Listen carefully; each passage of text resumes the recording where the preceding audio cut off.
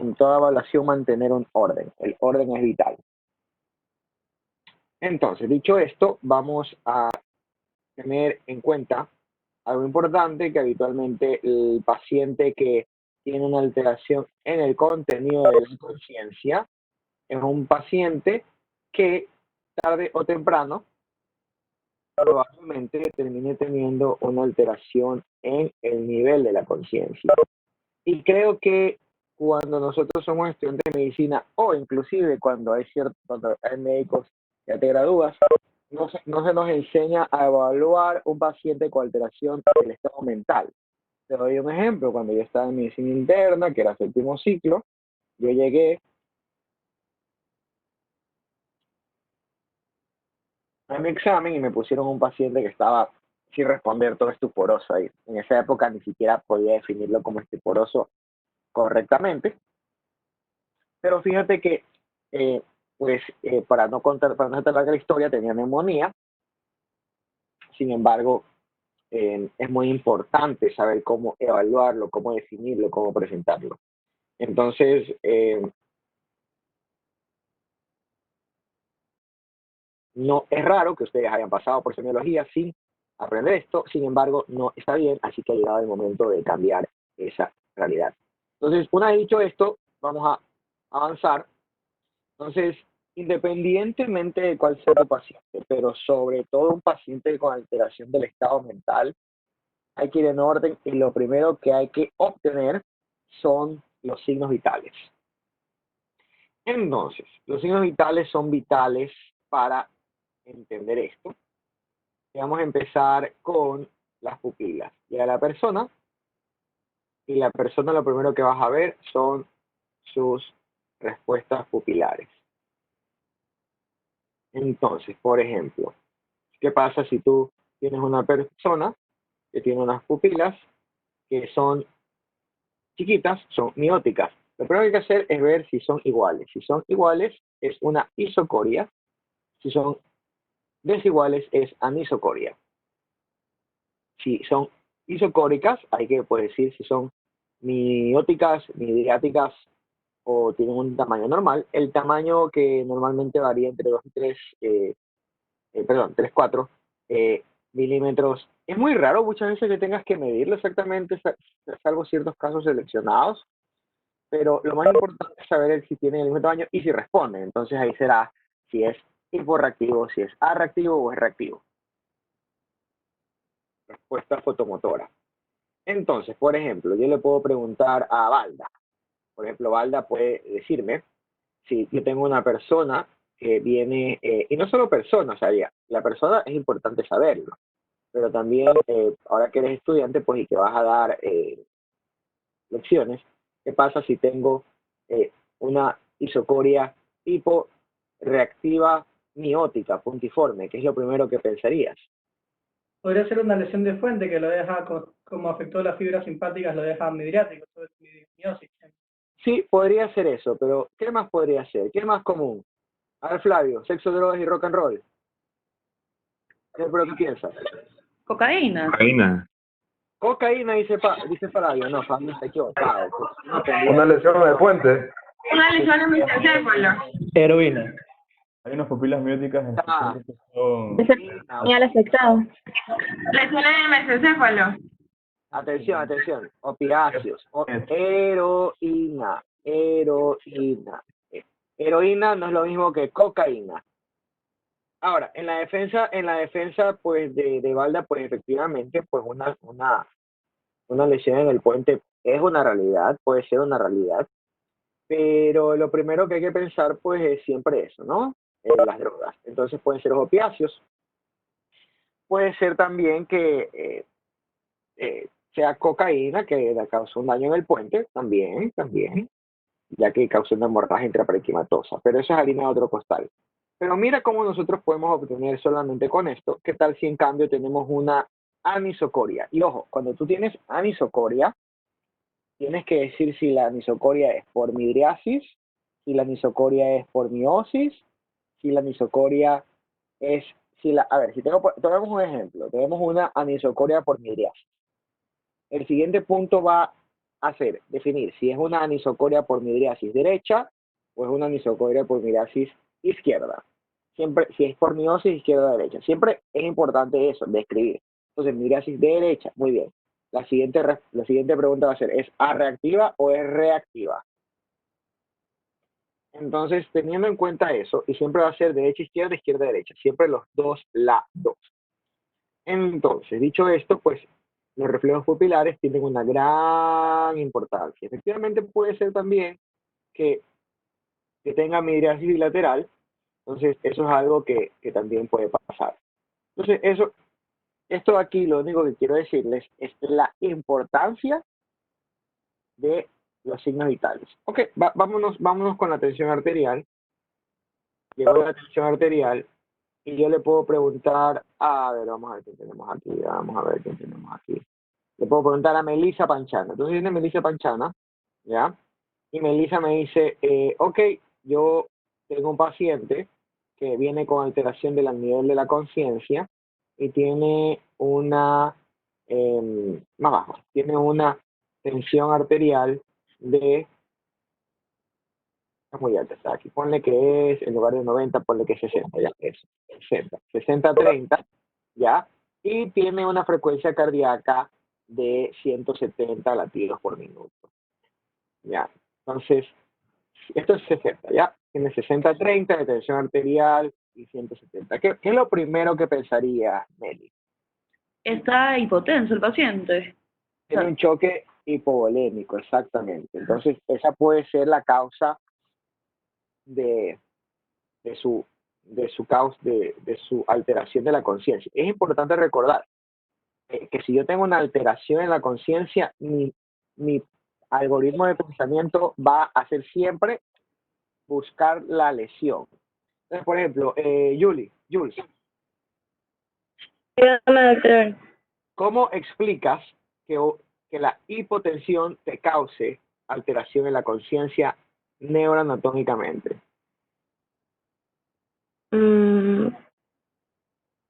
Para simplificar la pregunta, ¿dónde podría estar la lesión? Al nivel de, o sea, de corteza. Efectivamente, sí, puede estar en corteza, El bulbo puede regido. estar en tálamo bilateral, o puede estar en el SARA, ¿no? Sistema reticular ascendente. Entonces, o en cuarto lugar serían las conexiones entre estas estructuras. Efectivamente, la hipotensión es un causa, pero ok, tomemos otra vez la tensión arterial, y vamos a ver, Noelia, ¿ya resolviste tu problema de conexión? Doctor, sí. Ya, perfecto, muy bien. Entonces, vamos a ver esto. Entonces, ¿qué te parece si en lugar de la tensión arterial baja tenemos una hipertensión? Vamos a poner que tenemos 200. 200 de tensión arterial por 120, ¿ya? Y tenemos una frecuencia cardíaca de 50, y tenemos una alteración respiratoria, un aumento en la alteración respiratoria. ¿Qué es lo primero que podrías pensar?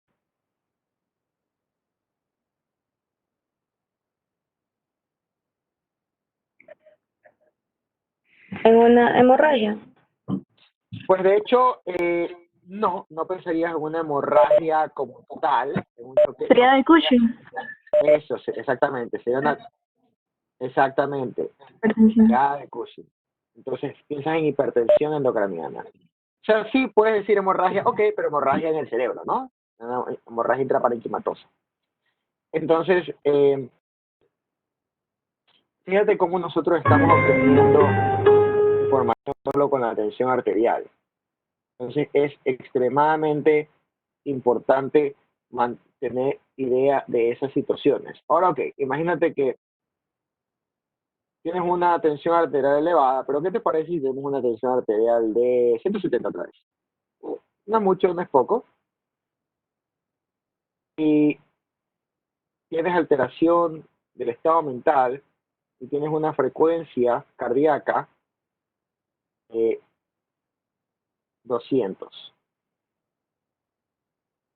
Y cuando quieres pues sentir el pulso, pues no lo sientes bien. Está rítmico. ¿Qué es lo primero que pensarías? ¿Cuál es la causa de la alteración del estado mental? Una taquicardia sin pulso. Taquicardia Bueno, pues, ventricular. no, pues, sí sientes el pulso. Ah, sí siente. Entonces, Exacto.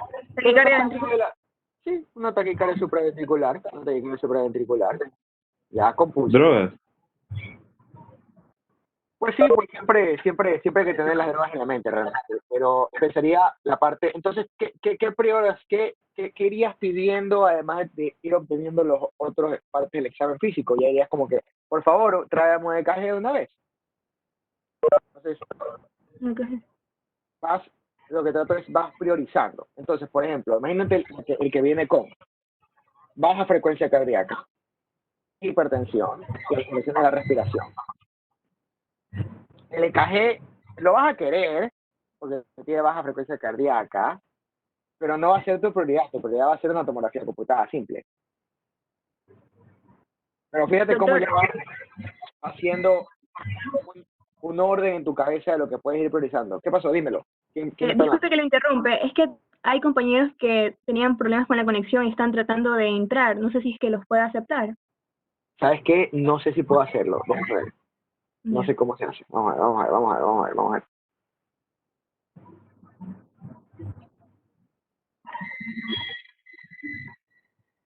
ver. Participantes, supongo que aquí puedo aceptarlos. Alguien, vamos aquí. Más. Déjame ver acá. Pues no sé cómo, flaca, déjame ver.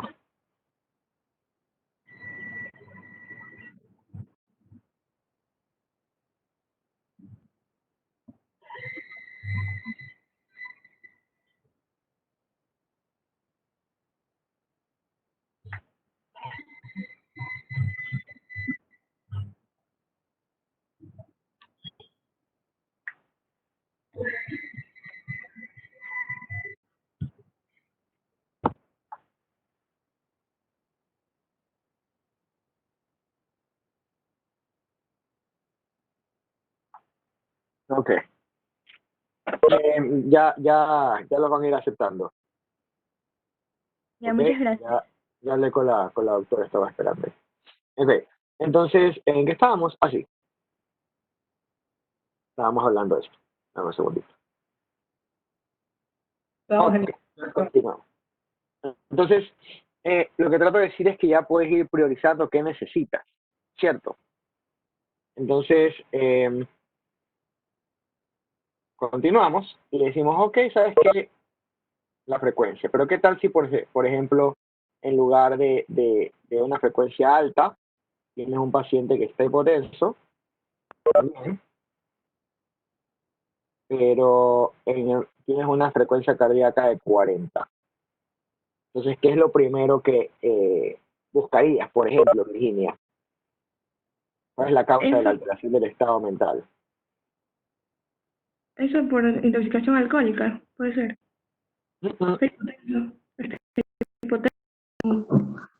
Bradicardia tiene. Exacto, está bradicárdico. Entonces, la bradicardia puede causar alteración del estado mental.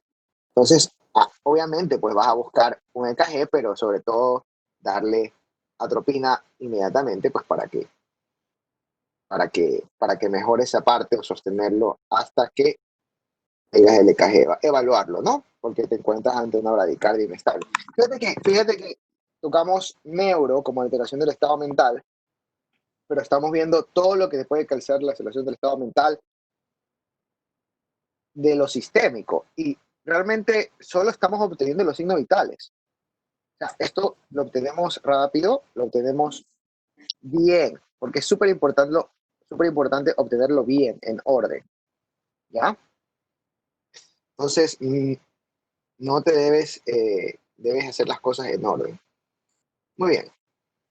Entonces, continuemos. Entonces, otra de las cosas que también tenemos que tener muy, muy en cuenta es la frecuencia y el patrón respiratorio. Y sabes que la frecuencia y el patrón respiratorio son cosas que en muchas ocasiones son menospreciados por la persona que lo está hablando o la persona que debería obtenerlos. Entonces, asegúrate que hayan sido tomados. Primero, asegúrate que hayan sido tomados realmente. Segundo, asegúrate de que están bien tomados. Y la mejor forma de asegurarse es hacerlo uno mismo. Tienes que ver la frecuencia, tienes que ver el patrón y tienes que ver si hay uso de músculos accesorios. Entonces, por ejemplo, esta persona que tiene, imagínate que estás en la clínica trabajando y no es raro porque ha pasado muchas veces, entra una persona gritando desesperada, que no sabe dónde está, que siente que se va a morir y no puede caminar porque tiene contractura severa en pies y manos. ¿Qué es lo primero que debería pasar por tu mente? Y ves la frecuencia respiratoria agitada, la frecuencia respiratoria de 34 respiraciones por minuto, usando músculos accesorios. Es lo primero, y no puede contraer, no puede usar sus manos, no puede usar, tiene espasmos carpopedales, que es lo primero que piensas. Algo psicológico, Ataque de puede ser. pánico. Ataque de Una pánico. acidosis. Calcio, Ok. calcio. Ansiedad. Exacto, pensarías un síndrome pensarías en un síndrome de hiperventilación, una hipocalcemia transitoria. Entonces el síndrome de hiperventilación te causa eso, ¿no? Espasmos carpopedales y probablemente sí puede tener un estado de pánico, pero también puede tener un embolismo pulmonar que causa un síndrome de hiperventilación. Entonces hay que evaluarlo. ¿Qué necesita? Una mascarilla de reinhalación para que reinhale su propio CO2, ¿no? Entonces, pero no solo eso, imagínate en cambio que tienes una alteración del estado mental, cambiemos de paciente, una alteración del estado mental, un hombre de 20 años que es encontrado por su compañero del colegio. Vamos a poner un ambiente donde estén puros hombres porque habitualmente pues, es más proclive al desastre. Entonces vamos a ponernos nosotros ahí y estamos en el colegio. Entonces como en el colegio pues no sabemos casi nada, estamos ahí en el colegio y uno de los chicos pues cayó tirado y está ahí, out, totalmente inconsciente y obviamente pues los amigos asustados los llevan, los suben en su camioneta, ahí los llevan y llegan a la clínica y dicen no sabemos qué tiene, ayúdenos por favor, bla bla bla, alteración y ustedes pueden ver cómo está respirando rápidamente y obviamente pues no responde, no respira, está totalmente out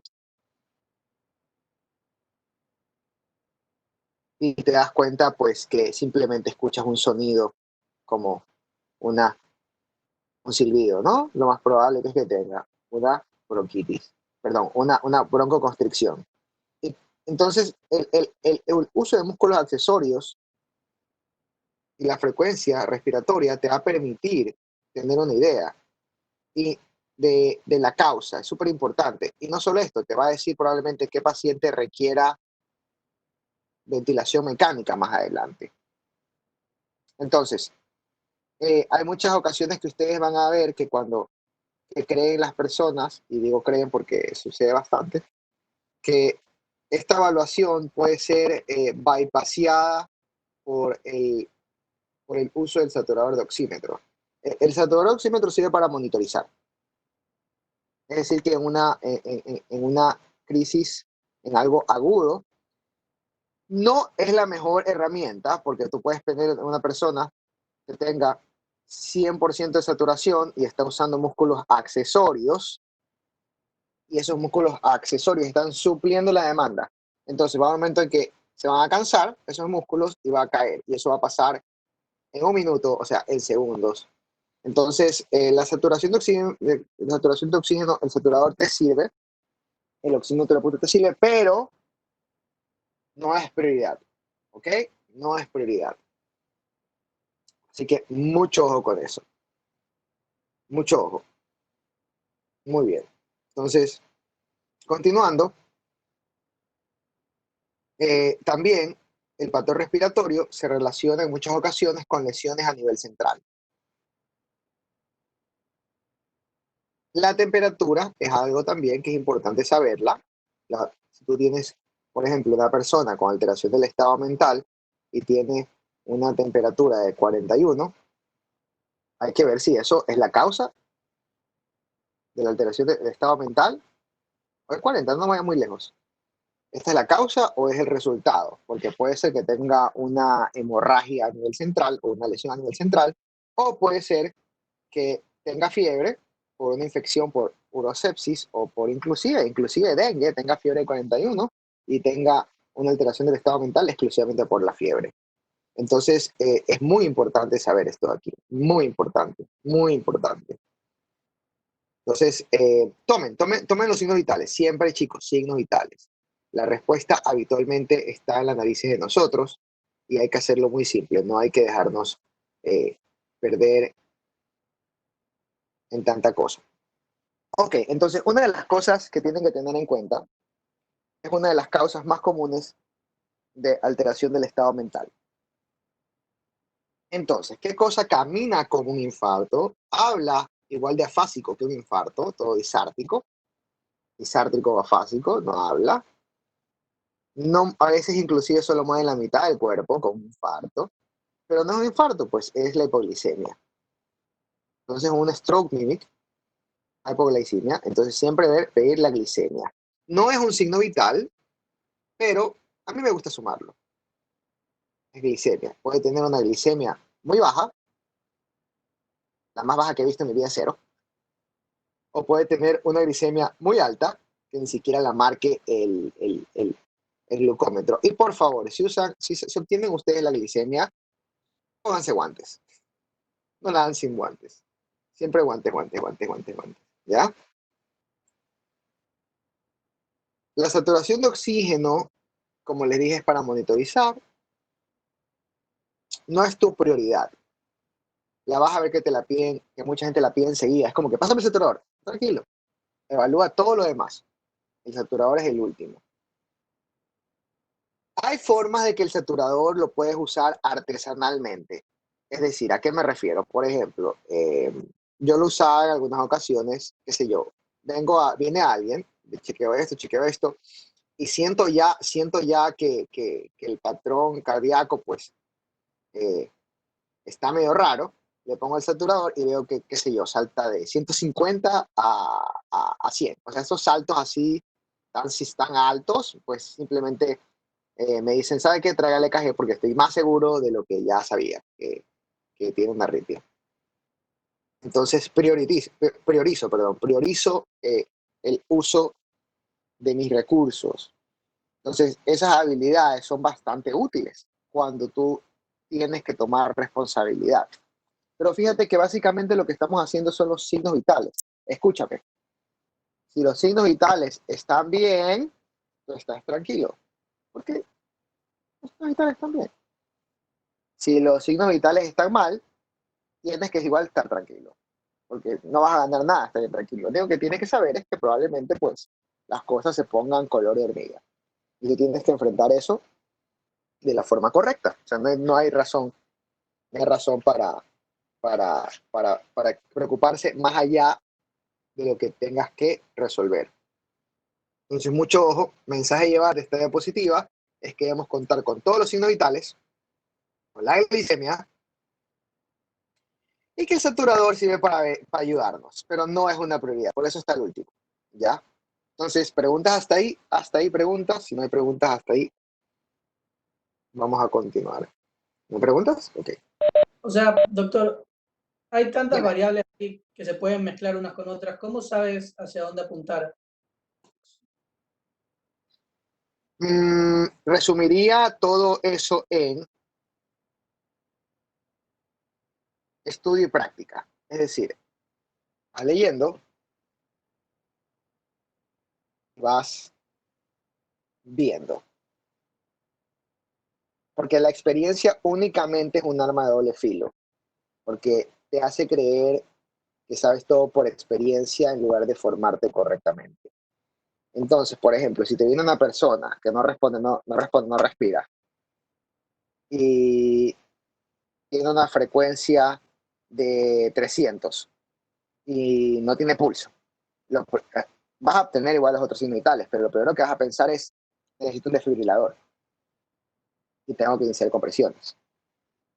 Si tengo una persona que no responde, no respira, y tiene unas pupilas pequeñas, lo primero que pienso es darle oxígeno, ayúdame a ventilarlo y trae la naloxona. Entonces, si tengo una persona que no responde, no respira, tiene los signos vitales, pero tiene una fiebre severa, dame líquido, monitorízalo, dale paracetamol. Entonces, esta interpretación de los signos vitales tiene que ser basado en tu conocimiento como médico y la experiencia, la experticia que vayas ganando con el tiempo. Te doy un ejemplo. Cuando yo empecé a trabajar en un hospital público al inicio, me vino un paciente con alteración del estado mental, muy severo, delirando. Tenía fiebre de 41. Paracetamol, ya está, resuelto. Pero ¿cuál fue mi error antes de ver la fiebre? Ver la frecuencia cardíaca. Tenía frecuencia cardíaca de 151, creo. No me recuerdo con exactitud. Pero recuerdo que yo vi la frecuencia cardíaca y me preocupé por la frecuencia cardíaca, sin antes obtener todos los demás. Entonces, quise resolver la frecuencia cardíaca en lugar de saber que estaba ahí, que tenía eso pendiente. Ok, tiene la frecuencia cardíaca alta, pero tengo que tener todo lo demás. Puedo ir pidiendo algo, pero tengo que obtener lo demás. Entonces, es una mezcla de cosas, campeón. Es una mezcla de vas leyendo, vas aprendiendo, y al mismo tiempo vas aprendiendo con la práctica. Y la única forma de ganar eso es yendo al hospital, estando atrás, estando leyendo. O sea, es algo constante. Entonces, así se resumiría. Estudio y práctica. Y no preocuparte. Eso. Gracias, doctor. De nada. Entonces, ok, continuando con esto. A ver, es súper importante tener en cuenta que la historia clínica en un paciente con alteración del estado mental habitualmente va a depender de otra persona. Y esa otra persona puede ser que no esté. Si no está esa persona, si no o no puede ser completa, porque tal vez la encontró en la calle y ya está. Actualmente tenemos la ventaja de que los celulares, los accesorios, guardan información de las personas. Entonces, por ejemplo, si algo me pasa a mí, tú sabes, tú puedes acceder en mi iWatch y puedes ver si soy alérgico a algo, que no lo soy, si ya tuve una cirugía previa, que la tengo, que tengo una apendicectomía, o mis deseos al final de mi vida, o sea, qué hacer, qué no hacer. Entonces, esa es una ventaja que tú puedes tener. Ok, doctor, le robaron el celular, le robaron la billetera, le robaron todo, no sé nada de esa persona. Ok, tranquilo. Todo cuenta una historia. Entonces, la ropa puede estar, tú puedes darte cuenta del tipo de ropa que lleva, aunque es un poco prejuicioso, pero es así, te da pistas. Puedes darte cuenta, por ejemplo, qué tipo de ropa lleva, inclusive, pues es exagerado, qué tipo de medias lleva. Tú darte cuenta de todas esas cosas. Y si, por último, doctor, está desnudo, lo encontraron desnudo en la calle. Ok, la piel también cuenta historia, ¿cierto? Entonces también fijarte qué tipo de cosas tiene la piel. ¿Ya? Entonces, cicatrices de cirugías previas, edema. Por ejemplo, ¿qué pasa si te encuentras a alguien que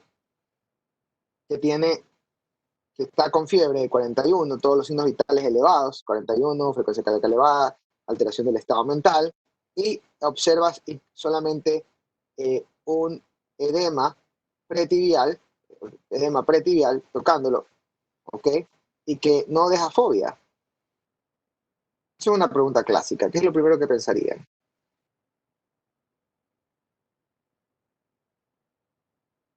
Hipertiroidismo, ¿verdad? Hipertiroidismo. Recuerda que el mixedema hipotiroideo tampoco deja fobia, pero lo buscas orbitario, y el hipertiroideo lo buscas pretibial. Entonces son cosas que se van aprendiendo con el camino, pero tienes que fijarte. Todo cuenta una historia y es medio detectivesco esto de acá, ¿no? Muy bien. Entonces, y muchas veces pensar cuál es el medicamento. Y cuando digo medicamentos me refiero también a drogas. Por ejemplo, este mismo que lo encontramos desnudo. Buscar eh, estigmas de venopunción en antebrazos. Y voy más allá. Ya ni siquiera en antebrazos, en fosa capital. Busquémoslo en el dorso de los pies. Porque en el dorso de los pies ahora se inyectan pues para que no te fijes que se está metiendo droga. Entonces son otras cosas que hay que tener en cuenta. Si puedes, pues te vas a fijar en los antecedentes y si no tienes nada de esto, siempre tendrás el examen físico. Entonces el examen físico es importante. Imagínate que te traen a alguien inconsciente y revisas todo su cuerpo y no tiene ninguna lesión, pero está hipotenso y está taquicárdico. Tienes que pensar en una hemorragia y probablemente tengas que buscar signos de hemorragia en cavidad. Entonces son cosas que tienes que buscar y tienes que saberlas. Si te das cuenta, todo lo que estamos hablando es algo general. Neuro es la consecuencia en este caso. Ahora, nosotros estamos acostumbrados en pensar nivel alterado de conciencia es igual a coma. Y no es algo 100% certero, porque a veces no es que tenemos nivel alterado de conciencia, tenemos alteración en el contenido de la conciencia. Entonces, hay estados de confusión, delirio, y habitualmente son el heraldo, es decir, que precede al estupor y coma. Entonces, ¿qué es lo ideal? Que se encuentre la causa y se la revierte, porque si no va a terminar en coma. Entonces, me parece muy útil definir ciertos términos que son importantes. Entonces, voy a empezar por el término más alejado de todos. Demencia. Demencia popularmente nosotros lo categorizamos como un trastorno psiquiátrico. Ese es nuestra cultura, ¿no? Dice, ok, alguien demente es un loco. O sea, recordar que el término loco es peyorativo, a menos que se usen poemas. No es peyorativo. Entonces, la parte de demencia es un trastorno neurológico, ya es un conjunto de síndromes caracterizados por disminución en la función cognitiva. Ahí tenemos Alzheimer, es uno de ellos. Tenemos Wernicke-Korsakoff. No, Wernicke-Korsakoff es un tipo de compromiso cognitivo, pero no exactamente. Tenemos Crawford-Jacob, esa es la palabra que buscaba, Crawford-Jacob, enfermedad por priones.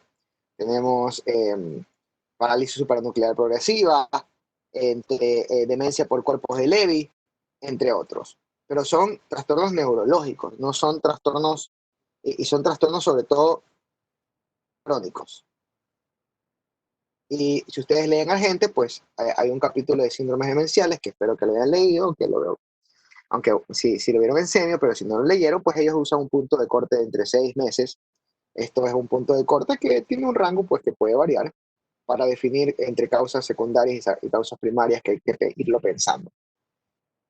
Dicho esto, una vez que hemos separado demencia, vamos por los otros. Ok, vamos a ver, vamos a cambiar la plumita. Ahora sí, psicosis. Entonces, psicosis es un término que a mí en lo particular me gusta porque es bastante útil. Creo que cumple un propósito al inicio, porque psicosis te ayuda a definir psiquis, pues alma, y cosis, pues cortar. Es una escinsión de la realidad. Es una alteración en la percepción de la realidad. Entonces, cuando tú dices que alguien es psicótico, pues sí, pero es algo general. No estás hablando de algo específico. Entonces te puedes referir a una causa neurológica, a una causa sistémica, a una causa psiquiátrica, pero tiene que ser interpretado como lo que es, un término general. Te doy un ejemplo, una persona con esquizofrenia puede tener un brote psicótico agudo, ¿no? O una persona que consume esteroides puede tener algo psicótico secundario a esos esteroides. Pueden ser anabólicos o los mismos glucocorticoides. Alguien con RA, con artritis reumatoide, con AR, son cosas que te sirven muy bien. Ahora, confusión y delirio. Por ejemplo, puedes tener una persona que tenga déficit, que esté despierta, es decir, que esté vigil,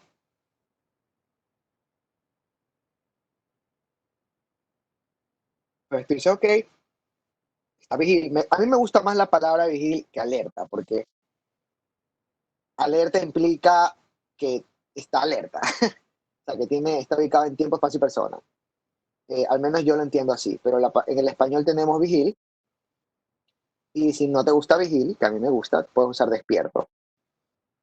Entonces, estas dos personas, sin embargo, te puedes encontrar que está ubicada en tiempo, está ubicado en persona, pero no está ubicada en lugar. Entonces, es alguien que tiene confusión, punto. ¿Por qué? Pues no lo sé. Es igual cuando te pierdes en una ciudad, estás confundido porque no sabes dónde estás. Estás desorientado, ¿no? Entonces, es una confusión. Te confundiste. Eh, igual, confusión y delirio tienen algo en común, pero sobre todo el delirio tiene algo especial. ¿Quién me podría definir delirio en una sola palabra? En una sola palabra definirla. Alucinaciones. No, Ausencia. Agitación. no, no, Locura. no. Equivocado. Desórdenes de ideas. A ver, vamos a ver aquí. ¿Quién tenemos aquí?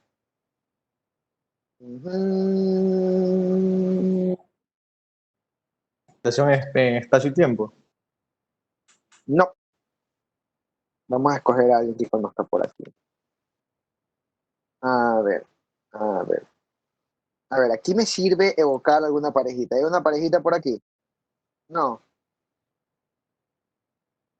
No, no parece. Bueno, no lo sé porque no conozco a todos. A ver, ya. Entonces, si no tengo ya. Milena sé que, Milena, aparece Mile. Ajá, Milena Vera. ¿Quién más Milena? A ver, Milena, a ver. Milena, tú eres amiga de Yuli, ¿verdad?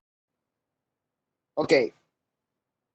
¿Qué cosa hace que Yuli, eh, tal vez algún programa, o ya, cuando ustedes estudian juntas de vez en cuando, ¿cierto? O siempre, no lo sé. O estudian en el colegio, ¿cierto? Ok, sí. Ya, bueno, están estudiando y de repente tú le hablas a Yuli y no te para bola. ¿Por qué no te para bola? Qué dormida. Ya, dejemos el que se queda, después usamos el que se queda dormida. ¿Por qué? Exacto, entonces hay inatención.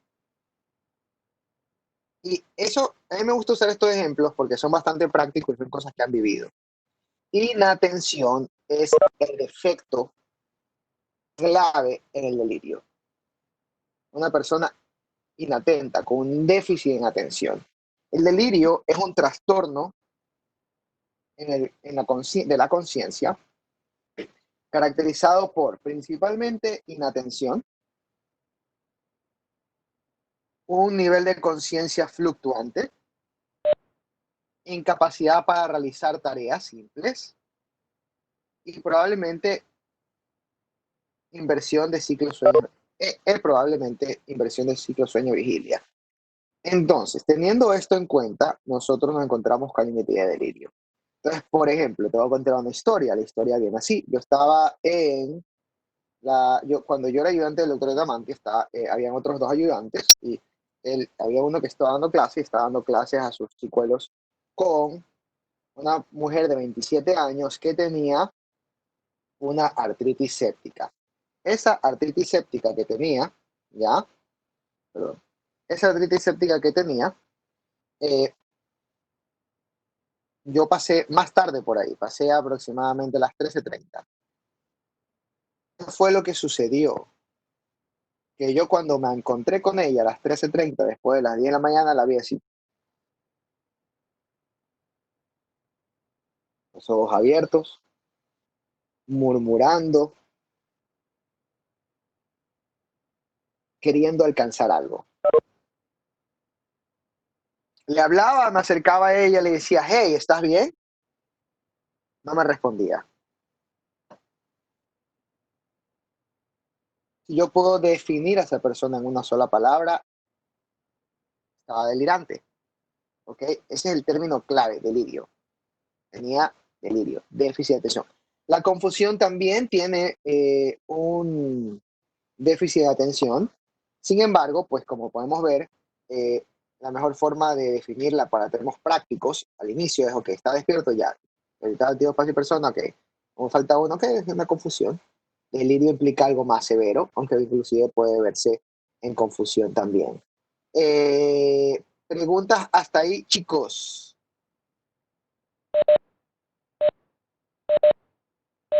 Por el momento no, doctor. Ya, perfecto. Entonces vamos a avanzar más. ¿Qué les parece? Yo creo que una de las cosas que ayuda es aprender síntomas, los cuales muy probablemente no estén definidos. Entonces, vamos a aprender estos síntomas. Y tenemos que diferenciar entre alucinaciones, ilusiones y falsas creencias. Falsas creencias es un término más correctamente eh, traducido de delusions. Delusions es un término que los gringos usan, ¿ya? Y ya vamos a conceptualizarlo. Sin embargo, el punto clave es que no es igual a delirio, como ya pudimos ver. Ya nos dimos cuenta, porque van a encontrar tal vez muchos textos hispanoparlantes que dicen delirios, pero no, la forma correcta no es esa. La forma correcta, la traducción correcta, más correcta sería falsas creencias. Y eso puede ser debatible, pero prefiero esta palabra, es mucho más correcta en el significado. Entonces vamos a empezar con alucinaciones. Entonces yo puedo coger y preguntarle a Nicolás Santelli. Nicolás Santelli, semiológicamente hablando, ¿me puedes definir qué es una alucinación? Alteración de los sentidos. Ok, eso es bastante cercano. ¿Qué te parece si usamos un ejemplo? Vamos a obtener este fragmento de Macbeth. Entonces, lo voy a parafrasear para hacerlo más rápido, ¿ya? Y básicamente Macbeth está aquí y dice, esto es una daga, lo que veo al frente mío, aquel que está haciendo el puñal en mi mano, siento, sin embargo, intento apretarlo, empuñarlo, tengo un poco de retorno desde un micrófono, por favor, si alguien me está escuchando a mí mismo de forma fuerte. Intento empuñarlo y sin embargo, aunque lo veo, no lo puedo sentir. ¿Acaso esto es una falsa creación en mi mente? ¿Acaso mi cerebro pues ha sido oprimido por mis pasiones? ¿Acaso mis ojos me están haciendo tonto? Entonces, ¿qué es lo que podemos tener aquí, Nicolás? ¿Qué tenemos acá? O sea, puede ser que esté cogiendo otra cosa y esté viendo algo, o que tal vez lo esté cogiendo y no lo esté sintiendo. Entonces, no. Bien decías tú que las alucinaciones son una alteración en la percepción sin que haya un estímulo. Entonces, el punto clave es que no hay estímulo. Entonces no lo tiene en las manos. Exacto, ese es el punto clave. Tú percibes algo que no hay estímulo. Entonces, si tú percibes con los sentidos, nosotros, ¿qué tipos de alucinaciones podemos tener? Las alucinaciones respectivas a nuestros sentidos, ¿no? Sentido de la vista, alucinaciones visuales. Auditivas, olfatorias, gustatorias, táctiles. Entonces, esos son alucinaciones. Tienes una percepción alterada de la realidad sin que exista un estímulo. Y ese es el punto clave. Ese es el punto clave. ¿Ok? Pregunta Sí. está ahí. Entonces me pregunta Yuli, ¿qué es una ilusión entonces, Doc? No sé, Yuli, dímelo tú. Yuli, Es algo ahí. que no está ahí y que es producto de mi mente. No, Yuli, ¿cuál es el tipo de ilusión más común en nuestro medio actualmente? Las ilusiones amorosas. Excelente, las ilusiones amorosas. ¿Cómo funcionan las ilusiones amorosas? Ah, A ver, vamos a poner un ejemplo claro. creemos. A ver, sigue mejor. Digamos que conoces a alguien y ese alguien pues empiezan a escribirse. Se empiezan a escribir, obviamente pues le estás escribiendo y un día te dice, pues, ¿sabes qué? No, solo te quiero como amiga. ¿Qué hizo contigo? Te ilusionó, ¿verdad? Me ilusionó. Ajá. Pero la pregunta del millón es, ¿había un estímulo, sí o no? Sí, había estímulo. Sí, sí. Sí, solo que Sí, lo un estímulo. malinterpretas. Exacto, entonces, exactamente. Oye, Yo le lo malinterpretó. Y ese es una ilusión. Una ilusión es una percepción alterada del sistema nervioso de un estímulo. O sea, la diferencia entre alucinación es que no hay estímulo, ilusión sí hay estímulo, en ambos hay alteración de la percepción. En uno, entonces, ¿qué va a hacer Yuli después de eso? Se va a la playa, coge su auto, se va a la playa, y Yuli ha ido a la playa conduciendo, ¿verdad? Tú conduces, ¿verdad? no. O sea, sí, pero no me dan el carro. Ok, está bien. Alguien conduce por ti. Entonces, llamas a uno de tus amigas, ahí se van Milena y todos los demás, se van a la playa, y ahí pensando en las penas, pues ves el sol golpeando el pavimento y ves algo brillante, ¿verdad? Como si fuera agua, pero no es agua, ¿qué es? Es otra ilusión. Una ilusión. Exacto, es una ilusión. Entonces, esto aquí y esto acá son cosas que puedes encontrar en el delirio también. Entonces, es importante que sean definidas. Ahora, vamos con falsas creencias. ¿Qué te parece? En las falsas creencias son una idea en la cual es errada, es una idea del sistema nervioso, una idea errada, de la cual un razonamiento lógico no puede cambiarla. Voy a mostrar un ejemplo, pero voy a adelantar porque con el otro grupo me atrasé un poquito en esas cosas. Entonces, ¿qué te parece si tomamos el ejemplo más clásico de neurología, como el de Capgras o el síndrome de Korsakoff? En Capgras, pues, está caracterizado porque el paciente piensa que su cuidador fue suplantado. Y nada de lo que le digas cambiará esa idea. Por más que se lo demuestres, no cambia. En Korsakoff tenemos un confabulador. Un confabulador es alguien que inventa historias que pues son bastante creíbles, son congruentes hasta cierto punto, y son ideas y que tú no puedes cambiarlas. Entonces es importante tener esto. Ahora, la pregunta del millón es, ¿ha quedado claro esto de acá?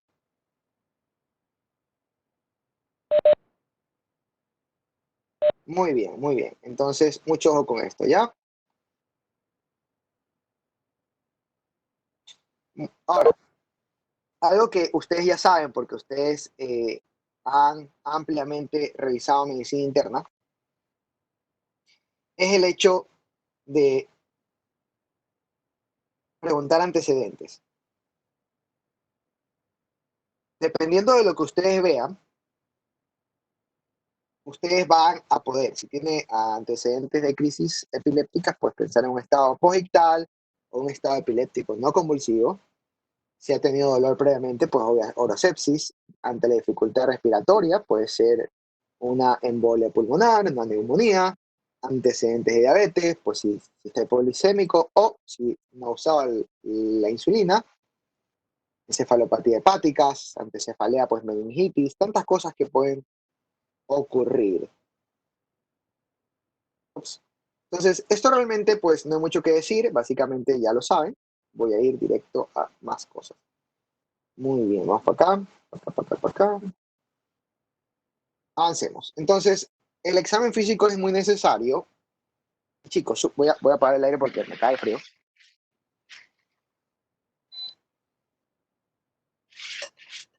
El examen físico es muy necesario y es súper importante comunicarse correctamente. Nosotros tenemos que aprender a hablar de forma correcta. Y el aprender a hablar de forma correcta es algo extremadamente vital. Extremadamente vital. Entonces, ¿cómo funciona esto? Nosotros básicamente lo que tenemos que hacer, muy bien, es hablar de forma correcta y ordenada para comunicarlo. Entonces, ¿empezamos con qué? Empezamos pues con la impresión general. Entonces, la impresión general es una serie de ítems que nos permite avanzar previamente paso a paso. Entonces, lo primero que tenemos que decir es hablar de la conciencia. Hablamos del nivel de la conciencia, del contenido, si lo podemos evaluar, ¿ya? La actitud o postura, si está en bipedestación, si está de cúbito, si está en prono, si está de cúbito dorsal, de derecha a izquierda, si está activo o está pasivo. Si está activo quiere decir que se puede mover, si está pasivo quiere decir que está paralizado. Si está activo, pues puede ser indiferente, preferencial o obligado, dependiendo. Los signos vitales deben incluir esto para saber cómo está. Y si se hablan de la saturación, tienen que hablar si la saturación es aire ambiente a través de tubo endotraqueal en cierta modalidad o recibiendo tanto, o mascarilla de regeneración recibiendo tanto. Y si te llama la atención algo, que por favor sea algo que realmente te llame la atención. No vas a decir que te llame la atención una vía en brazo derecho porque que un paciente esté hospitalizado y que te llame la atención la vía, pues no sé por qué te llama la atención eso. Entonces, para lograr todo esto, simplemente necesitas un examen físico correcto. El examen físico correcto es vital. Y el examen físico ya incluye ver, incluye palpar, incluye ocultar, incluye percutir y cualquier otra técnica que requieras. Entonces vamos a empezar a describir y vamos a empezar agregando palabras en el vocabulario para presentar esto y para describir, que esto es básicamente lo que se necesita, descripción.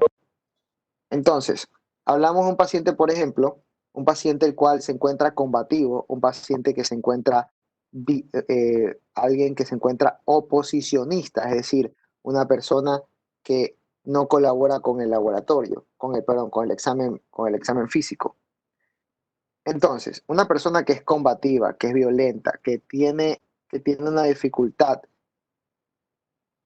para ser evaluado o peligro para el staff médico es alguien violento y combativo. Una persona que se encuentra agitada, se remueve los tubos, se retira las vías. Si está agitado puede haber movimientos frecuentes, una persona inquieta, movimientos no vigorosos. Pero fíjate que en todos estos casos el paciente se encuentra vigil. Y ese es el punto clave. El paciente se encuentra vigil. Te puede estar gritando, puede estar diciendo que lo tienen atrapado. O sea, obviamente, pues, ¿cómo está?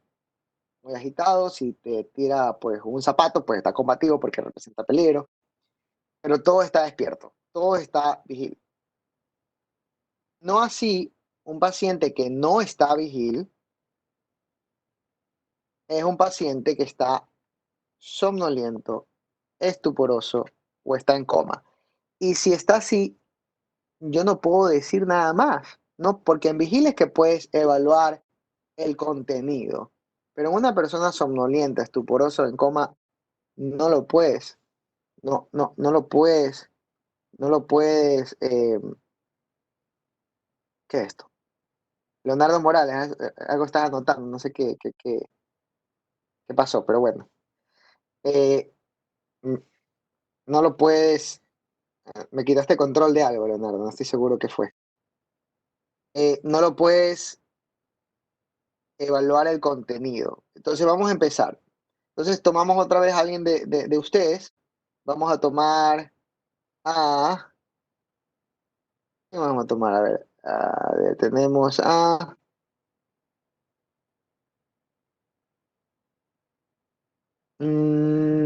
Irene, no sé quién será Irene, pero ahí tenemos una Irene. Han puesto sus nombres. Vamos a Irene, Irene. Vamos a ver Irene. Buenas tardes, doctor. Hola, ¿qué tal? Dime Daniel nomás. Ustedes los de neurología me pueden decir Daniel. A ver, Irene, ¿tú estudias con alguien? Mm, O sea, normalmente sí, pero ahorita como estamos en cuarentena, no. No, claro, pero ¿quién es ese alguien? ¿Está entre nosotros? Sí, mis amigas. Ok, dime una amiga con la que estudies. Coge la favorita. Cristi. A ver, Cristi, aparezcan las dos. Hola. Hola. ¿Quién se duerme primero de las dos? Irene. Ok. A ver, Cristi. Cuando Irene empieza a quedarse dormida, ¿tú qué haces? La comienzo a despertar, a mover. Ok, la empiezas a mover, la empiezas a estimular, ¿verdad? Sí. Ya, y esta estimulación, ¿le causa dolor? No. Ya. ¿Cuál es el resultado de que tú la estimules, que la muevas? De que se comienza a despertar, comienza a reaccionar. ¿Y se vuelve a dormir? No, No, nunca, jamás. no, sí reacciona. Ok, ¿y cuál sería la palabra que tú usarías para describirla?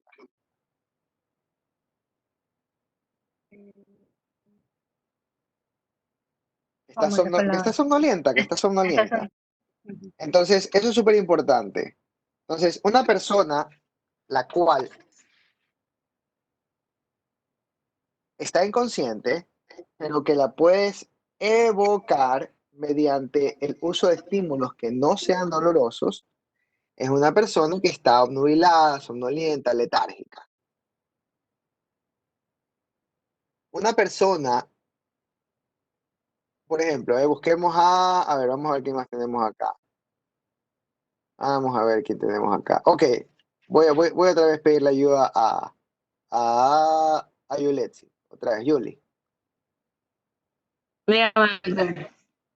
Entonces, ¿qué pasa cuando uno de tus compañeros ha bebido de más? Si uno de tus compañeros ha bebido de más y pues lo llamas y no responde, ¿qué es lo siguiente que haces? O sea, cuando ya no responde, me Ajá, preocupo, me asusto. ok, ok, no te debes asustar. Y llamas a Flavio. A ver, Flavio, aparece. Aparezco.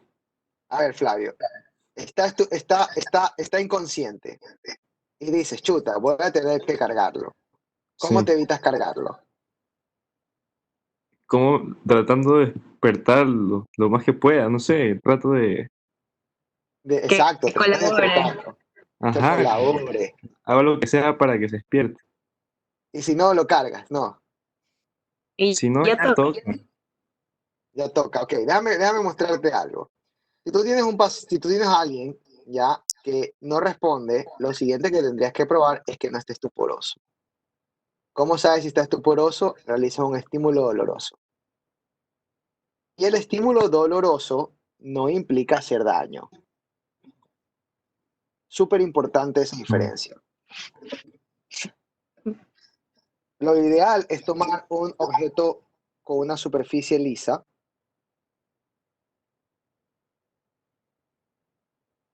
poner una de las uñas que esté lisa, que no esté lesionada, y sobre la uña, no sobre el dedo, sobre la uña ejercer presión. A menos de que esté anticoagulado, claro. ¿Y qué tienes que lograr? Que la persona se levante. Una persona que solo puedes evocar mediante dolor es una persona que está estuporosa. Y de hecho, el alcohol no es un mal ejemplo, porque inclusive el alcohol te puede causar coma y muerte cerebral. Eso ya lo sabemos a ciertos test de fármaco 2. Pero bueno, no fármaco 1. Hay un hueco ahí. Entonces, entonces, efectivamente, eso es algo que es súper importante. Y si, ¿qué pasa, doctor? Si no le causo dolor con compresión del lecho unguial. Hay otras maniobras de dolor y es súper importante. Ustedes por ahí van a ver torsión de la piel o algunas personas hacen compresión mamelar o otras maniobras. La torsión de la piel puede lesionar la piel. Entonces, ojo, dolor no implica lesión. No pueden lesionar a la persona con el examen físico. Dolor no implica lesión. Inclusive algunas personas experimentan placer con dolor. Así que no está unido a la lesión. ¿Ok? Dicho esto, si la persona no responde y se mantiene con los ojos cerrados y tal vez puede tener uno que otro estímulo o una respuesta primitiva, que si ustedes ya leyeron pues todo lo que vimos, pues Fisher inclusive pues mencionaba que puede haber respuestas primitivas. Una persona que está en coma. Y punto. Una persona que no puede ser evocada mediante estímulo doloroso está en coma. Muy bien, preguntas hasta ahí, chicos.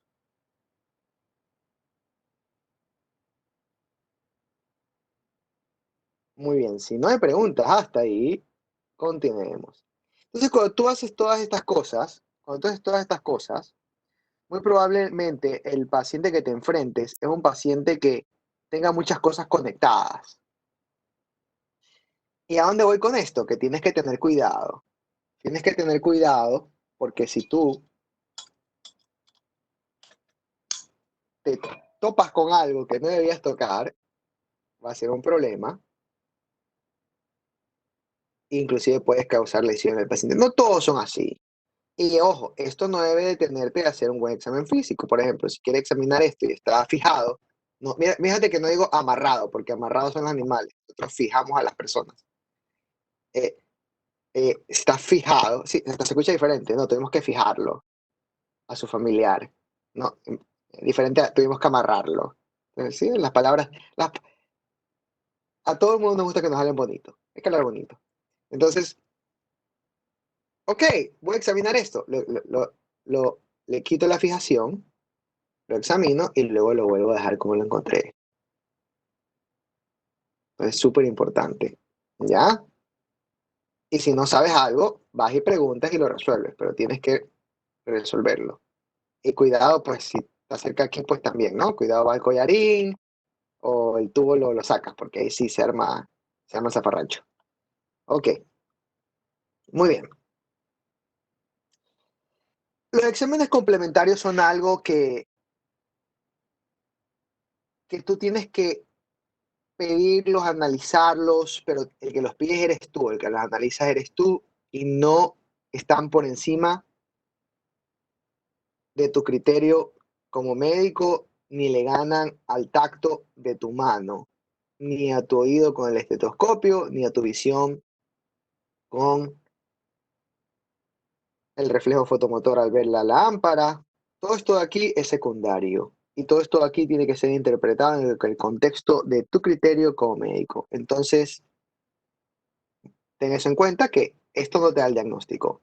Tú das el diagnóstico, tú das el tratamiento y la conducta a seguir. Estos son solamente auxiliares. Entonces, la siguiente pregunta es, ¿dónde está la lesión? Tengo un paciente con alteración del estado mental, ¿dónde está la lesión? Pues básicamente nosotros tenemos que pensar que la lesión está en alguno de estos lados. Y creo que es importante pensar realmente dónde está la lesión.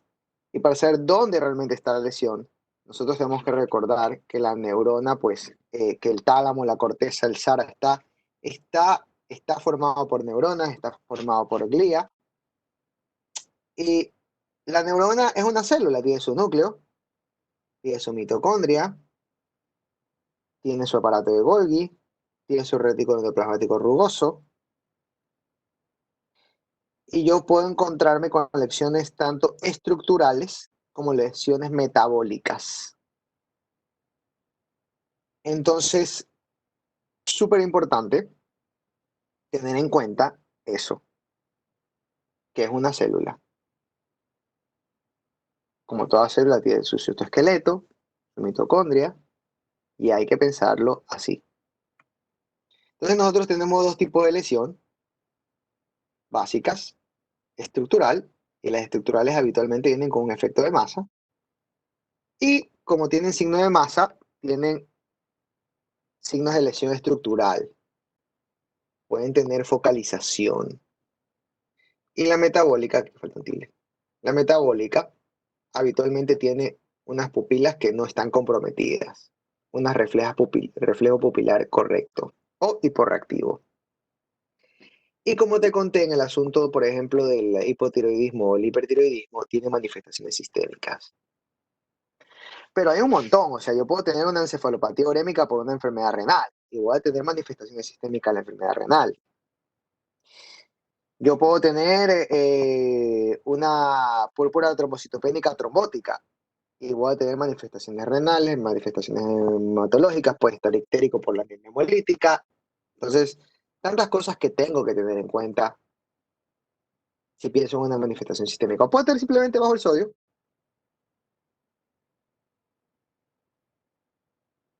¿No? Entonces, son muchas cosas que hay que tener en cuenta. Ahora, cuando hablamos de escalas, es importante saber que las escalas fueron diseñadas con un propósito y fueron además diseñadas con un propósito, tienen que ser usadas de la forma en que fueron diseñadas. Entonces, por ejemplo, empecemos con Glasgow. Glasgow es una escala que ha sido ampliamente prostituida. Glasgow es para tramo macrocefálico. Puede ser usado para otras cosas, pero no tiene sentido usar Glasgow en todo. O sea, no. Lo correcto es usarlo para tramo macrocefálico. Si el paciente está intubado, por ahí unas escalas de Glasgow modificado, no. Hay otras cosas más que puedes usar. Glasgow es para tramo macrocefálico, se entendía cuando había algo más, pero Glasgow es para tramo macrocefálico. Entonces, nada, pues tienes que sabértelo. No voy a entrar en detalle, excepto de que recuerda que no puedes sacar 0, solo puedes sacar 3. ¿Okay? Entonces, por favor, jamás pongan el 0 en Glasgow, ¿no? Y un examen neurológico no se resume en Glasgow 15, o sea, no.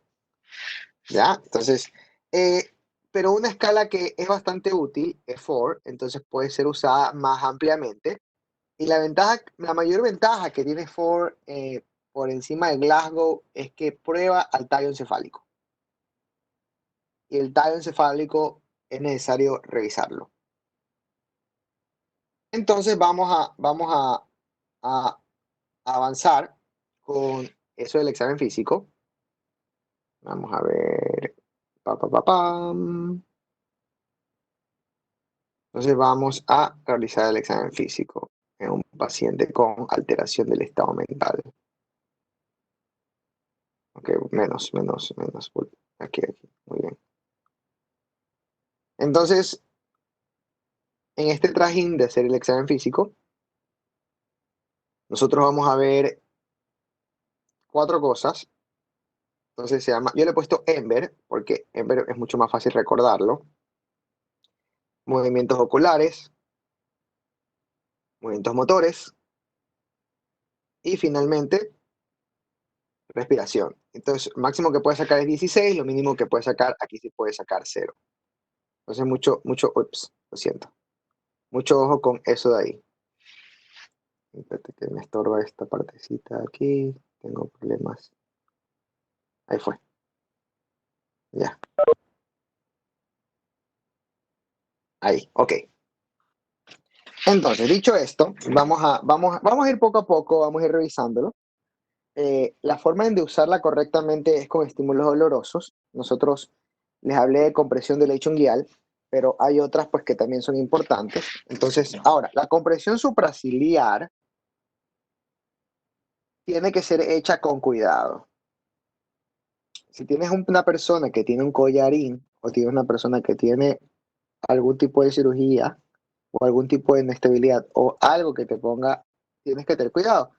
La fijas, es decir, sostienes la cabeza, tiene que ser sostenida con gentileza, pero con firmeza. ¿Y qué es lo que haces? Pues estimulas el nervio supraciliar. Y ojo, tú puedes estimularlo directamente con el pulpejo de tu dedo pulgar, Pero si tú crees que no tiene suficiente fuerza ahí, puedes usar la primera falange pues, de tu propio dedo. O acá, la cosa es estimularlo, pero hacerlo con cuidado, ¿no? Hacerlo correcta, hacerlo firme, pero gentil. No sé grosero. No sé grosero. Entonces, y hacerlo siempre derecha, derecha e izquierda. ¿Por qué? Porque tienes dos trigéminos y tienes dos faciales. Luego vas a tener también la articulación temporomandibular, que también tiene que ser estimulada con cuidado. Y la compresión del lecho unguial, que ya sabes que si... Ojo, y aquí creo que aquí es que estaba... Déjame ver. Dame un segundito, que aparezca.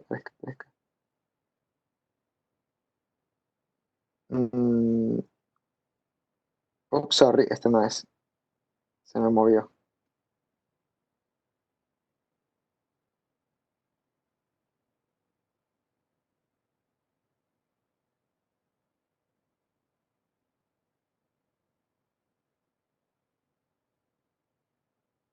A ver. Esperemos un poquitito que avance porque me cuesta adelantarlo. Ahí está. Ok. Fíjate que aquí no lo ves bien, pero por favor, la compresión es sobre la uña, no sobre la piel. Porque la piel es más difícil que si la persona está muy débil, le va a costar más sacarla de la piel que sacarlo de la uña. Entonces tiene que ser en la uña. ¿Ya? Y no tiene que estar anticoagulado. Teóricamente puede estarlo, pero obviamente tendrías que te juegas la oportunidad de que causes un hematoma y entonces mejor no.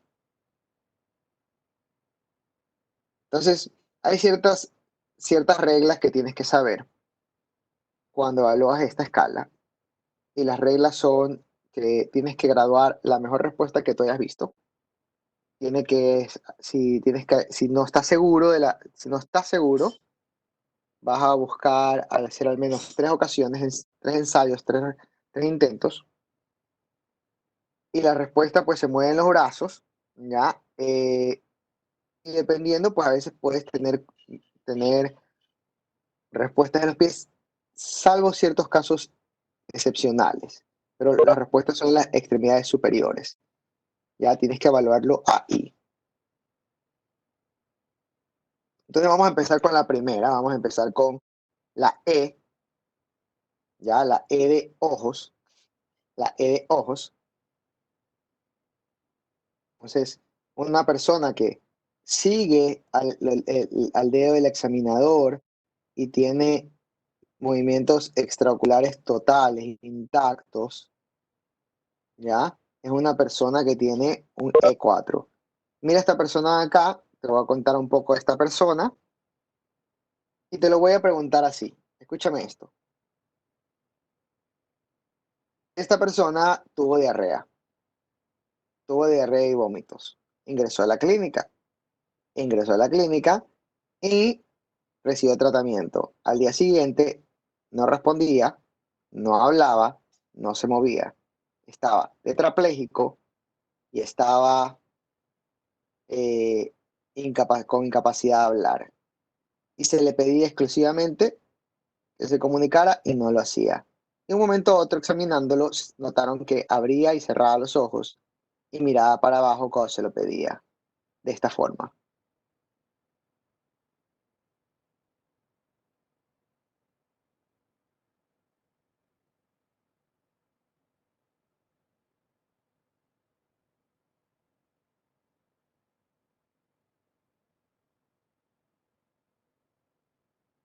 Ok, ¿quién me dice que tiene? Número 1.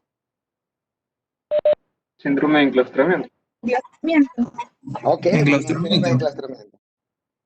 Ya, y yo les pregunto, contándole la historia que le conté, ¿cuál es la causa más probable? Lesión Por de hiponatremia. ¿Quién dijo ahí algo? ¿Hiponatremia qué? O sea, yo dije puente que esté afectado. Ok, sí, puente, pero yo dije que vino con diarrea y vómito. Por Sí, hiponatremia, porque perdió muchos electrolitos y líquidos. Ya, pero y dije recibió tratamiento. ¿Qué es lo que ustedes tienen que pensar? Milonisis pontina. Pilosis pontina. Exacto, Milonisis. exacto. Entonces, ¿ya ven? Entonces son cosas que pueden causar el síndrome de claustramiento. Hay muchas más, pero si ves cómo ustedes tienen que ser rápidos al pensar esas cosas. Entonces, estas son cosas que se pueden ver. Entonces, igual esta persona está consciente, lo que pasa es que no se puede mover, ¿ya? Entonces, vamos a ver. Vamos a ver, E3. En cambio, aquí tienes un E3, es una persona que mueve sus ojos, pero no hace tracking, no sigue al dedo del examinador. Te dice que los músculos extraoculares, los nervios extraoculares están ahí porque se están moviendo, pero no hay nadie que los controle. Entonces, esas estructuras supratentoriales, pues no están. Y si están, están lesionadas. Mira esta persona, E2, ahí podemos ver. Mira, le decimos, hey señor, abra sus ojos. Está abriendo sus ojos y se vuelve a dormir. ¿Cómo está esa persona? ¿Cuál es la descripción para describir ese nivel de la conciencia? Somnoliento. Somnoliento. Exacto, está somnoliento. Entonces tengo una persona letárgica, ¿no? Sí, ella está ahí describiendo.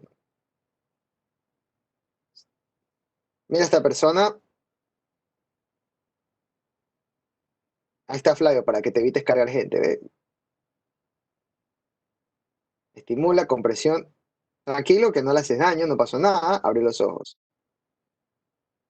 Por lo menos con el camino del carro está bien. Ya, Ya lo voy a ahora mira esta explicar. persona.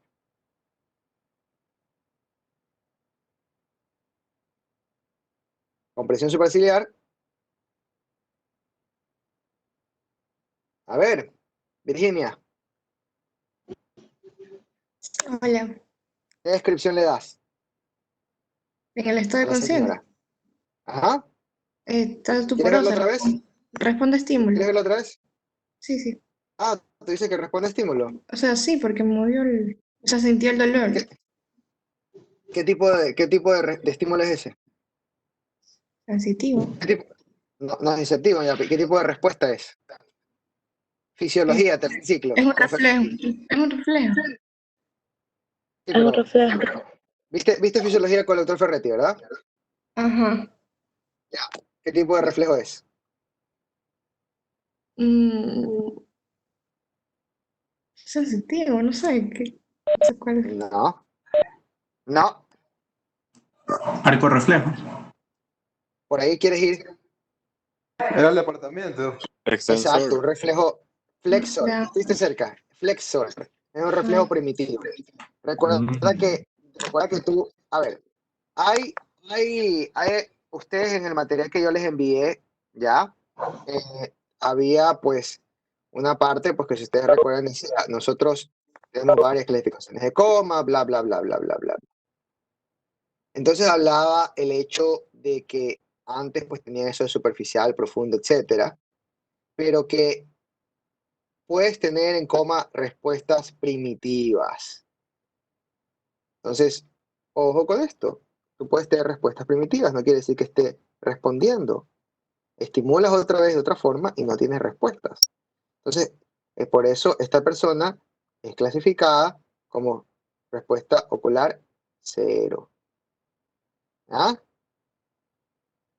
Entonces, es bastante válido decir que está en coma esta señora.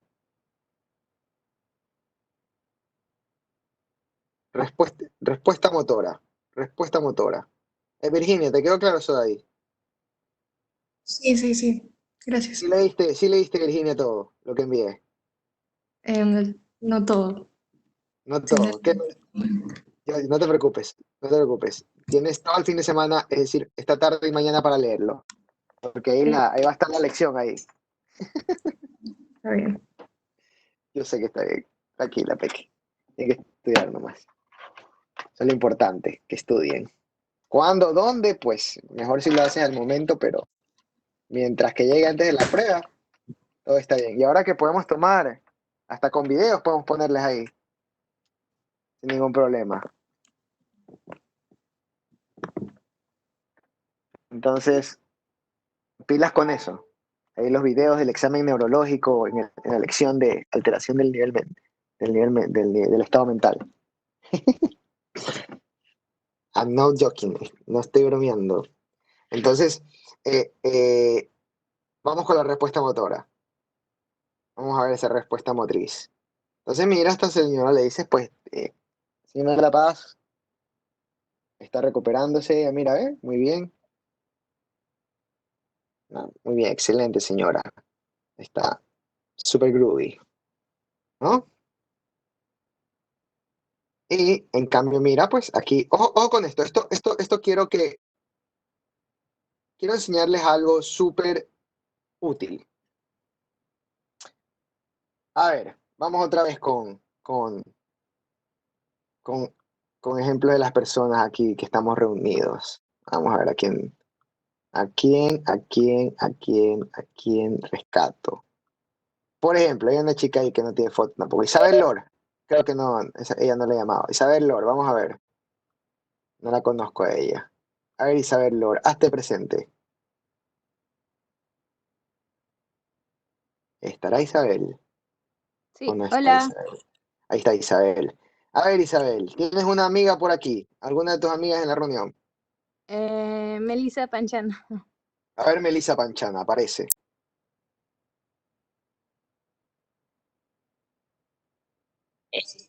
Ya. Ok. Entonces, imagínate que ustedes han salido a farrear juntas.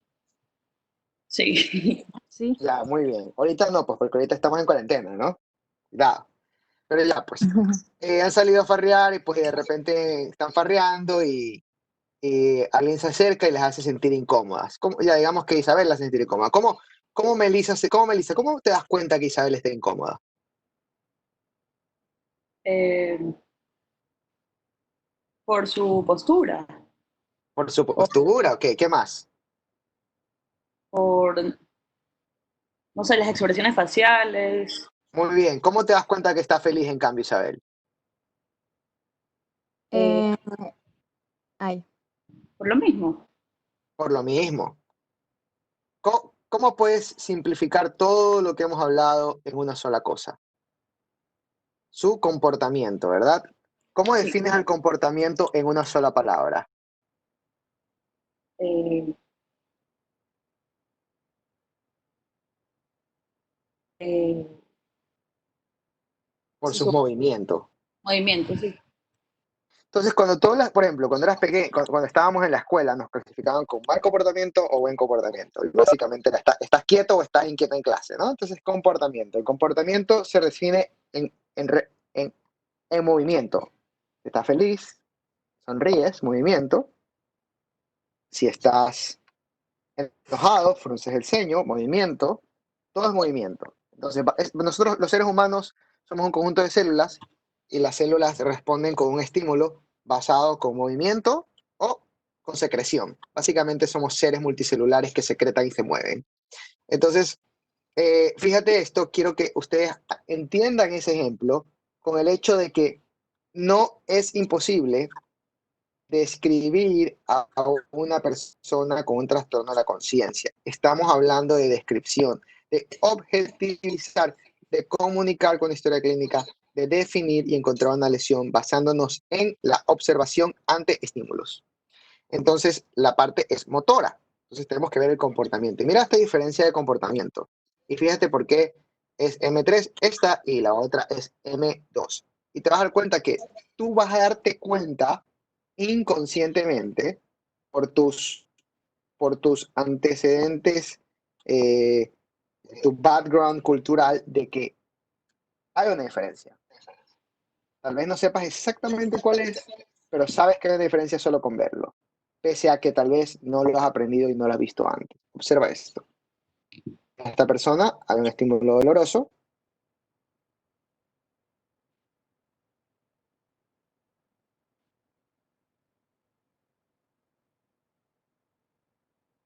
Mira esta otra persona, el mismo estímulo doloroso.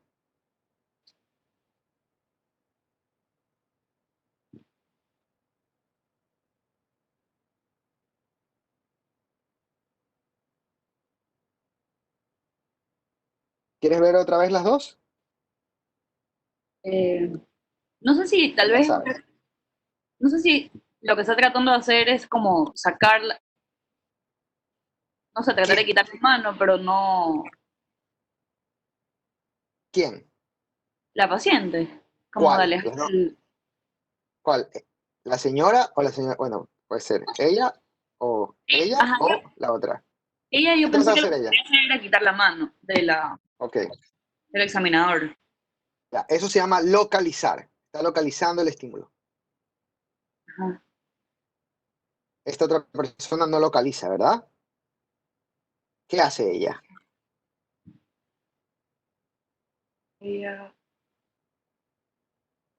Flexión.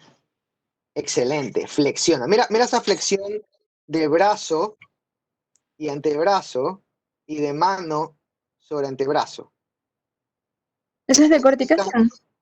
Eso, exactamente. Eso que estás viendo es lo que antiguamente se conocía como decorticación. Debido a nuestra cultura y lo que estamos actualmente, van a escuchar y tienen que familiarizarse con la palabra decorticación.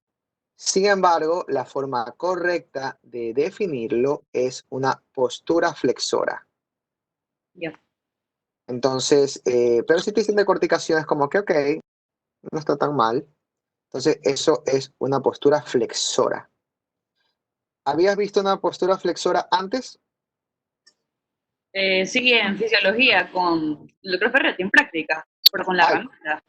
ya, pero ahora Ah, sí. ya, pero eso, Ah, ya, pero a menos que te hagas, a menos que te hagas ranóloga, pues ahora lo estamos viendo en humanos. Sí, yo también recuerdo eso, sí, me da cosita. Ok, horrible. es necesario para la ciencia. Observa esto de aquí otra vez. Una vez más, observen esa postura flexora. Quiero que la vean porque la van a ver otra vez. Seres humanos, observa.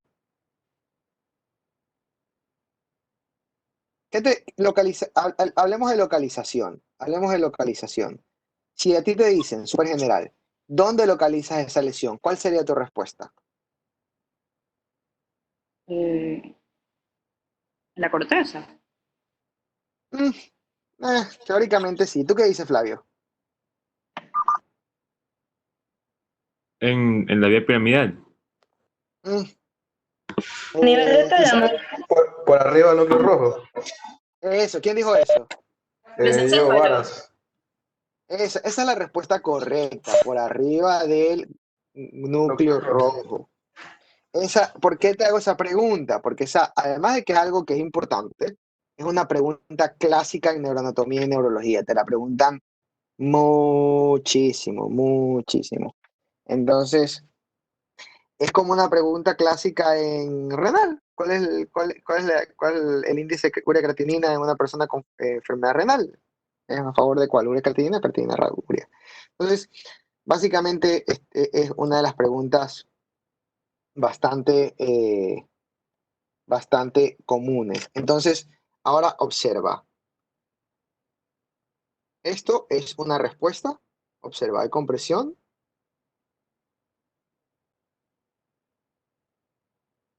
Y la persona lo aleja. Eso igual se cataloga con M2 porque sigue siendo una respuesta flexora. No es lo mismo que localizar, pero está igual clasificada. Vamos con M1. ¿Qué esperan ver en M1? ¿Qué es peor que la postura flexora? La postura. Y observen esto. Celebración. Observa esta postura extensora, conocida antiguamente como descerebración. Obsérvala porque quiero que la observes bien. Por si no han visto ninguna antes, ahora la vean.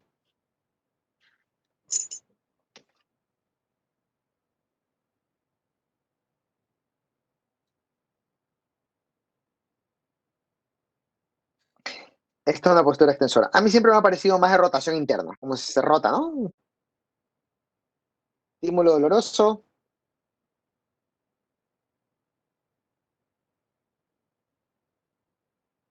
Si lo ven, ¿ha quedado claro? Sí. Ahora, Obviamente M0 es que no hay respuesta.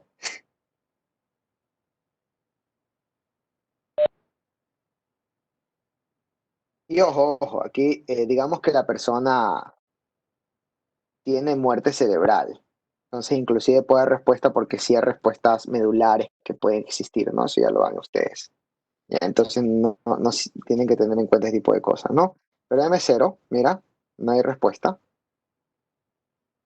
O puede estar con estado Mioclónico. convulsivo, exacto, un estado epiléptico. Mira, este estado epiléptico también se mueve, pero es clasificado como M0. Ok, hemos visto ojos, hemos visto motor, que sigue tallo encefálico. Entonces, el tallo encefálico nos va a dar bastante información. Entonces, vamos a empezar de arriba hacia abajo. Y antes de entrar al tallo encefálico, creo que es importante hablar de ciertas generalidades. Entonces, vamos a reconstruir una mnemotecnia.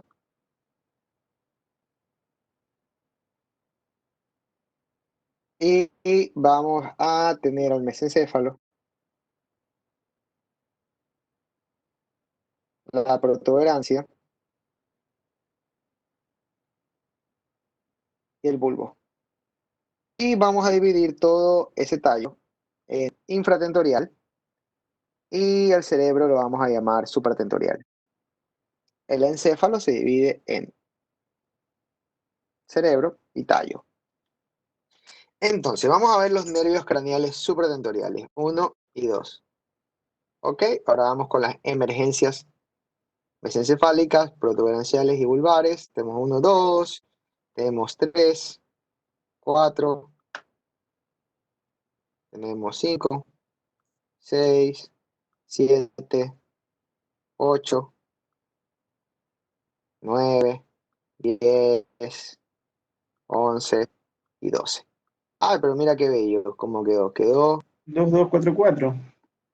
aquí, ¿no? Exacto, 2, 4, 8, 12. Exacto. Entonces así ya nosotros podemos darnos cuenta, ya, y recordar esta mnemotecnia para saber qué estamos evaluando, ¿no? Si estamos evaluando esto, pues nos ubicamos acá, acá y acá. O que esto tiene, pues, sus limitantes, ¿no? O sea, porque sean por un ejemplo, cuando hablamos del nervio trigémino, pues sabemos que tiene un núcleo acá y un núcleo acá, entre uno de los que tiene, pero entre los que tiene, pero voy al punto de la emergencia. Estamos probando funciones las cuales nos van a permitir localizar groseramente en un paciente con alteración del estado mental. O sea que esté con inconsciencia no quiere decir que no se pueda hacer una alteración, no se puede hacer un examen físico. Entonces es súper importante. Ustedes tienen que saber esto para que simplemente no tengan ningún limitante. O sea, ustedes van a saber esto. ¿Quedó claro esto aquí? ¿Por qué? Porque vamos a evaluarlo ahora. Entonces vamos a evaluarlo. Ups. Vamos a verlo. Ahí fue. A ver, vamos a ver los tallos. Vamos a ver el tallo. Entonces empecemos.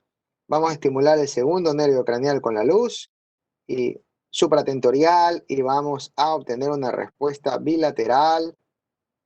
Observa acá también, se contrae. Tercer nervio craneal indemne. Mesencéfalo. Ok. Muy bien, eso es muy bueno. Ok, vamos a ver el corneal. ¿Cómo está? Ah, está ahí. Protuberancia aquí. Trigémino y protuberancia séptimo facial funcionando. Muy bien. ¿Por qué usar agua y no usar un cotonete o alguna torunda? Porque el agua no lesiona, no disminuye el riesgo de que la torunda funcione como un fomite, ¿no? De una lesión abrasiva en la córnea, es mucho mejor. Sin embargo, en muchas ocasiones se prefiere la torunda si vas a hacer el diagnóstico de muerte cerebral. Mira esta pupilota, ¿cómo se llama esto? Se llama una anisocoria por midriasis izquierda A reactiva. Ojo con eso.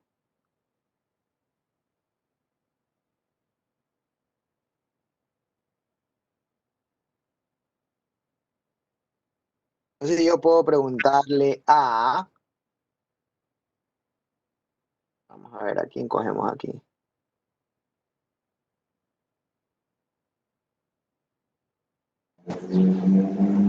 A ver, acá está. A Guido, vamos a preguntarle a Guido. Aparece Guido. ¿Cómo has estado, campeón? A ver, Guido, dime Hola. una cosa. ¿Dónde está la lesión aquí?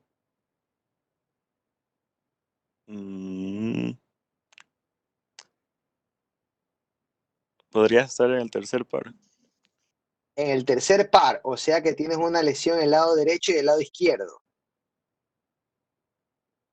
Sí, sí. Ok, yo, Juliet sí no está de acuerdo. Mande.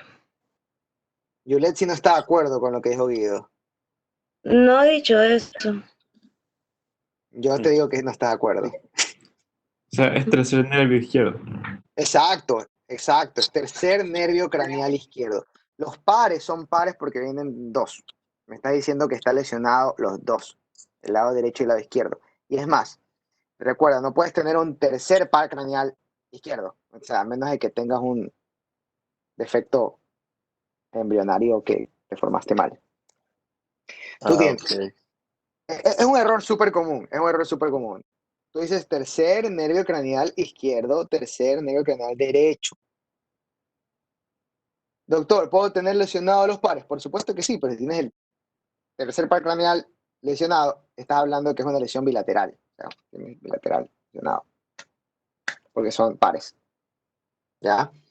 Entonces, es importante. Entonces, ahora te sigo, voy a ir más allá. A ver, ¿qué tal si yo te digo que ustedes ya terminaron de leer Diabetes de Medicina Interna? Está muy renal. Sí, Sí, alguien me dijo sí por ahí. ¿Quién me dijo sí? yo ya vi diabetes. ¿Quién dijo yo? Noelia. Noelia.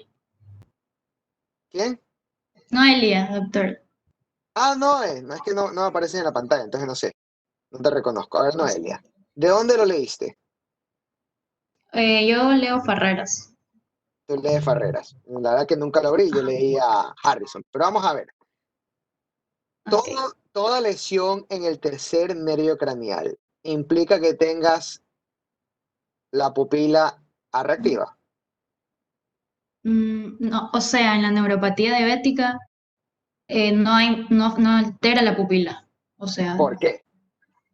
porque la lesión es, o sea, no es central, sino periférica.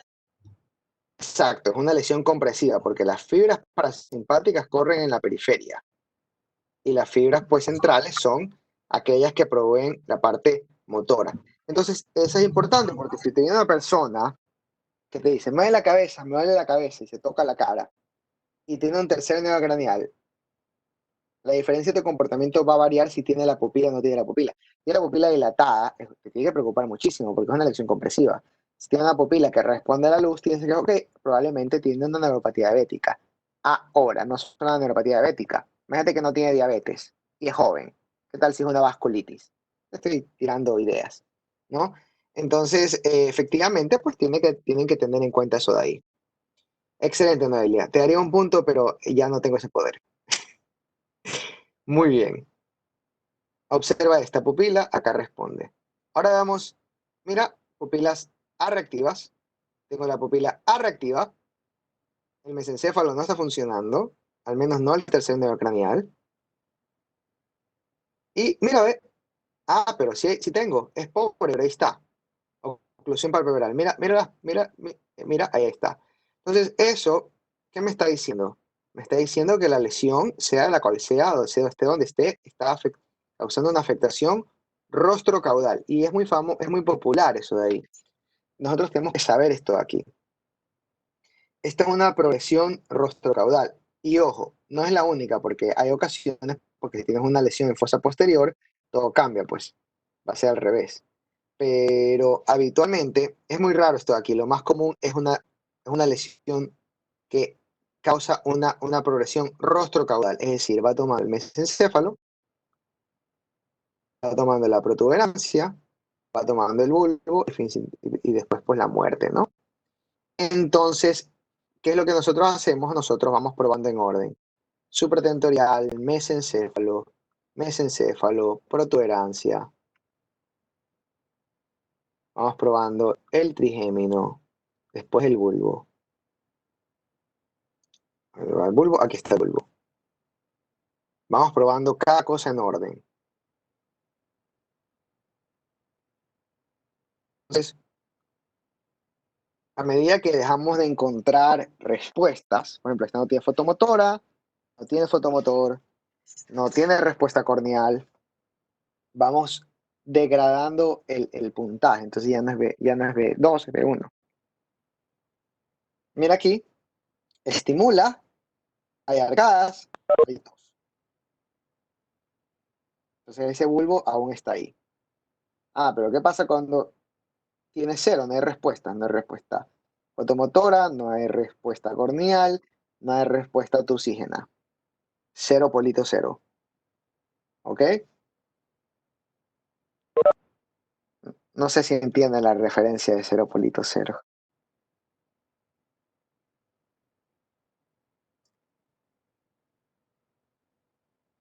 Ok. El que calla otorga, así que no la entienden. La última es la respiración. Y yo creo que la respiración es muy importante para entender cómo están funcionando las cosas. Entonces, observen esto. Tenemos un paciente que respira regular. Ya tenemos a esta persona, pues está un poco elevada, está elevada, pero es regular. Ojo en lo regular que es regular. Tiene por ahí algún spike ocasional debido pues que está despegando alvéolos, ¿no? De los suspiros, eso ya lo saben por fisiología. ¿Ya? Observa aquí. Ahí dice la doctora, que la doctora dice, tengo unos desconocidos. A ver, párenle bola a la jefa que está diciendo que no han puesto los nombres. Así que pongan sus nombres ahí para que les ponga lista.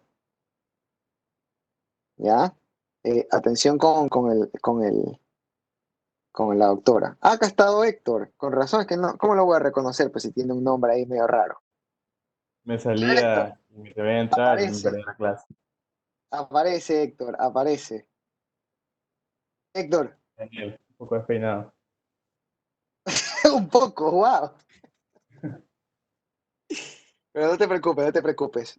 Usa gorra, eso siempre lo arregla.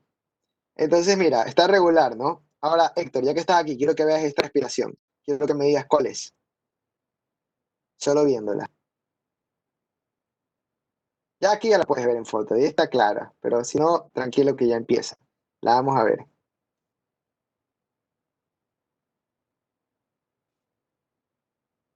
Deja que avance, ahí está. Dime qué respiración es esta.